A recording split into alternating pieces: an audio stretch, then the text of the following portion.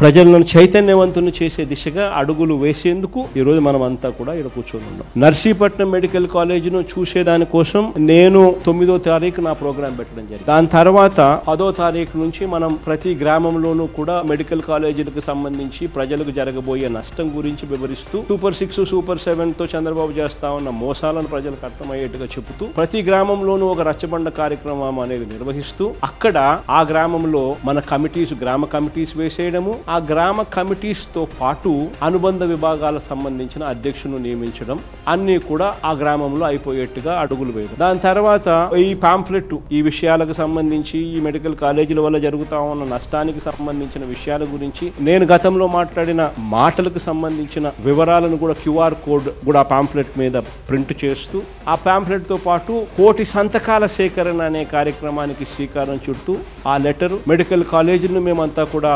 ప్రైవేటైజీకరణను వ్యతిరేకిస్తున్నాము అని చెప్పి ప్రజలు పెట్టబోయే సంతకాలను సంబంధించిన లెటర్ కాపీని దాని మీద కూడా QR కోడ్ ఉంటుంది. అవి గ్రామంలో ఇస్తాం ఈ గ్రామ కమిటీకి, అనుబంధ విభాగాల అధ్యక్షులకు. ప్రతి గ్రామం నుంచి కనీసం 500 మందితో సంతకాలు ప్రైవేటీకరణకు వ్యతిరేకంగా తీసుకుని ఆ ప్రోగ్రామ్ని ఇనిషియేట్ చేస్తాం. 10వ తారీఖు నుంచి ఆ కార్యక్రమం నవంబర్ దాకా జరుగుతుంది.